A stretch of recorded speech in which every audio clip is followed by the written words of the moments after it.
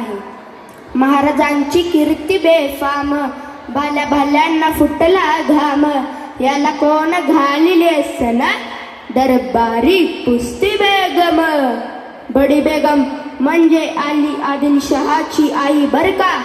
नजरेत तिच्या अंगार, दरबार झाला ग पगार. कुणी घेईना पुढाकार, साऱ्यांनीच मानली हार. तितक्यात अचानक एक सरदार उठला, बोलला हम लाएंगे शिवाजी को, आणि त्यानं विडा उचलला.